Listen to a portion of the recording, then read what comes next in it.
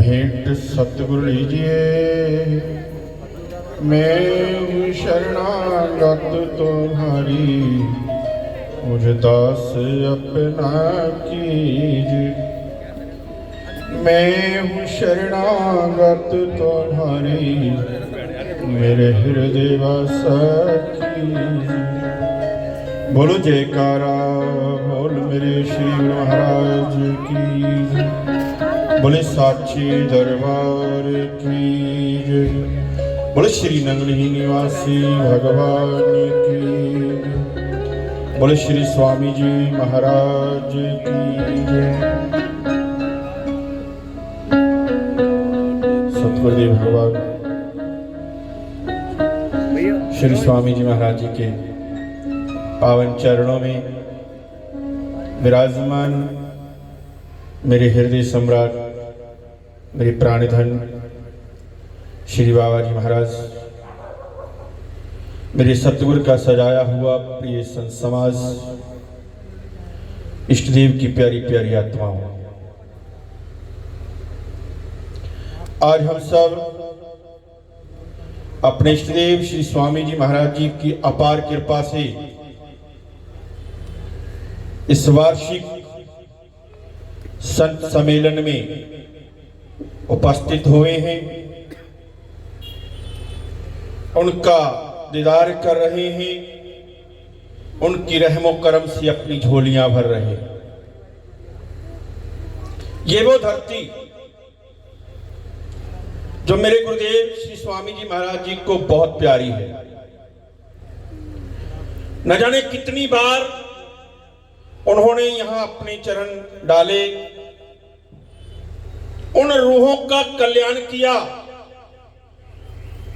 जो पाकिस्तान से उनके साथ जुड़ी हुई थी। आज ये जितने भी लोग बैठे हैं उन्हीं के वंशज हैं।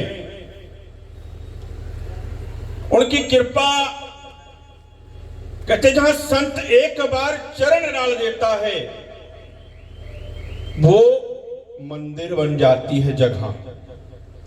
अब देख लो, आज ये जो मेला लगा हुआ है, सुबह से देख रहे हो आप सब, ये उनके कर्म की बात है। हमारी क्या औकात है? हम तो इस दरबार में सिर्फ एक चौकीदार की नई काम करते हैं। हमारा कर्म इतना ही होता है कि आपकी चिट्ठी गुरुदेव को पहुंचानी है और उनका जवाब आपको देना है। एक संत का कर्म है, क्योंकि संत हमेशा समझाते हैं, लेकिन हम उसको कितना समझते हैं ये हम पर निर्भर करता है। दो बातें आपसे करूंगा। एक संत ने अपने 4 शिष्यों को बुलाया और समझाया कि बच्चों, कुछ परोपकार किया करो, कोई सेवा किया करो, कोई ऐसा कर्म किया करो दिन में एक बार कि आपकी आत्मा को संतुष्टि मिले। अब वो सेवक बड़े आज्ञाकारी थे दिखने में, अंदर क्या था नहीं मालूम। उन चारों ने गुरु की इस बात को सुना और चले गए। अगले दिन वो एक सड़क से गुजर रहे थे। एक माताजी बैठी थी कुर्सी के ऊपर, तो उन चारों के मन के अंदर बात आई कि गुरुदेव ने कहा था कुछ उपकार किया करो। उन्होंने क्या किया, उस मां के पास चले गए, कहने लगे मां चल तुझे सड़क पार कराते। अब वो मां कहने लगी मुझे तो सड़क पार करनी नहीं, लेकिन अब उनको धुन सवार थी कि गुरुजी ने कहा है और हमने तो उपकार करना है, हम तो आज इसको सड़क पार कराएंगे। पहले एक दो ने बाजू पकड़ी, उसको उठाया, वो नहीं उठी। वो बोलने लग गई, अरे क्या कर रहे हो, मुझे कहीं नहीं जाना। तो फिर तीसरे ने भी पकड़ लिया और चौथे ने भी पकड़कर उठाकर उस माई को सड़क पार करा दी। अब वो मां उसको उपकार माने, जबरदस्ती माने या क्या आशीष देगी वो, उसने बदले में गालियां दी खूब। जब गालियां खाकर घर चले गए तो अगले दिन फिर गुरुदेव के पास पहुंचे तो गुरुदेव ने पूछा, महाराज बताओ बेटा कुछ उपकार किया? हाँ महाराज किया। बोले क्या किया? बोले पहले एक बोला कि मैंने एक मां को सड़क पार कराया है। दूसरे से पूछा, कहने लगा मैंने भी उसी माई को पार कराया है। गुरुजी हैरान हो गए कि एक माई को पार करने के लिए दो की आवश्यकता क्यों पड़ी। तो गुरुजी ने सोचा शायद सामान वगैरह होगा, कोई बात नहीं। तीसरे से पूछा तो तीसरे ने भी कहा, महाराज मैंने भी उसी माई को पार किया है। गुरुजी बहुत हैरान। जब चौथे से भी ये बात पूछी तो गुरुजी समझ नहीं पा रहे थे कि ये सब है क्या। पूछा, भाई तुम्हें चार आदमियों को एक माई पार कराने की जरूरत क्यों पड़ गई? कहने लगे, महाराज असलियत तो ये है कि उसने पार होना ही नहीं था और हमने पार करना था। वो कहने लगे, भाई जब उसने पार नहीं होना था तो तुमने क्यों किया? कहने लगे, महाराज आपकी आज्ञा थी कि कोई उपकार किया करो, कोई परोपकार किया करो, इसलिए हमने कर दिया। तो उसने बदले में क्या दिया? बोले बहुत सी गालियां। बोले गालियां खाई फिर भी तुम्हें समझ नहीं आई? कहने लगा, महाराज आपने तो कहा था अगर आप किसी का उपकार करोगे, किसी का भला करोगे तो गालियां पड़ेंगी। हमने गालियां भी खा ली। तो बात सिर्फ इतनी है कि हम तो संत जितने भी आए हैं आपको पकड़कर पार करने की बात करेंगे। अब आप हमें सुनो या ना सुनो या ना मानो, आपकी मर्जी, क्योंकि हमें तो हमारे गुरुदेव का आदेश है ना। देख लो भाई जी भी कह रहे हैं। बोलो श्री गुरु महाराज की। आज ये स्थिति है ना, हंस के जरा, ये क्या बात है, ऐसे हंसते तो क्या बात थी। ये जो हसीन चेहरे आज मुरझा रहे हैं कभी ना होते। तो आइए एक छोटी सी लीला गुरुदेव भगवान श्री स्वामी जी महाराज जी की सुनाऊं। यही की लीला है वो।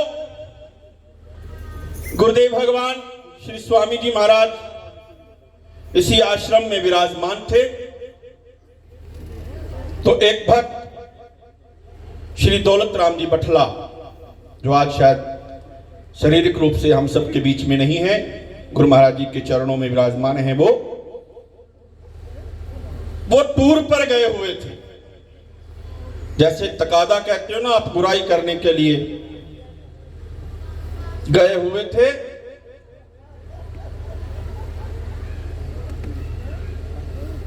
तो शाम का समय हुआ। श्री स्वामी जी महाराज जी के साथ उनका बहुत प्रेम था और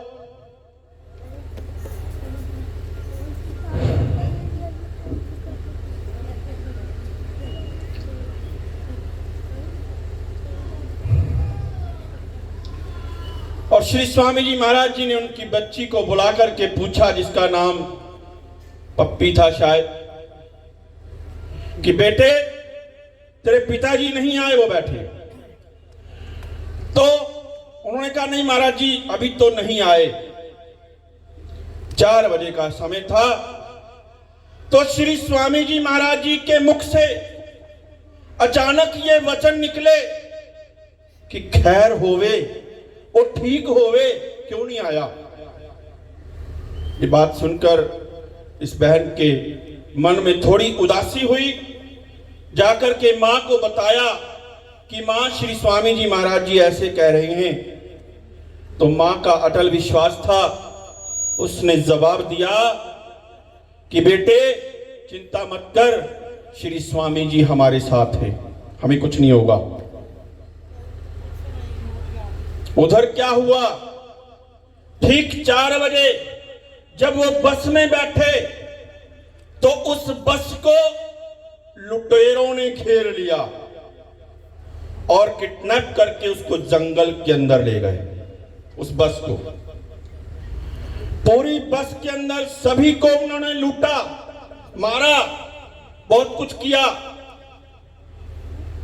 और जब भगत जी की टैची को उन्होंने ले लिया तो उन्होंने एक प्रार्थना की बैठे बैठे मन ही मन कि श्री स्वामी जी महाराज, ये जो कुछ भी आज मेरे पास है ना, ये मेरा नहीं है। ये तो हम कई लोग इस काम को करते हैं, सबका साझा पैसा है। अगर ये चला गया तो मैं तो दीन दुनिया का नहीं रहूंगा। ये बात उन्होंने अपने मन के अंदर की। और उधर श्री स्वामी जी महाराज खटखट के जानने वाले, ना जाने वो कब, कहां और कैसे कृपा कर दें, उन सब लुटेरों की मति को फेर दिया। वो टैची, वो पैसे, वो जो भी गोल्ड का सामान था, वो लाकर के उन भक्त के आगे रख दिया कि हम इस सामान को नहीं ले जा सकते। जब ये बात हुई तो उस दौरान 2 घंटे बीत चुके थे। इधर श्री स्वामी जी महाराज जी ने दोबारा उस बहन से पूछा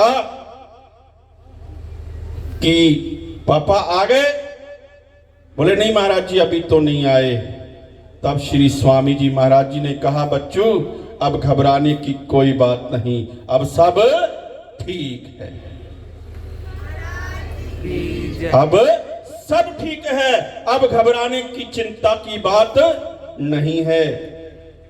ठीक 9 बजे के करीब वो घर आए।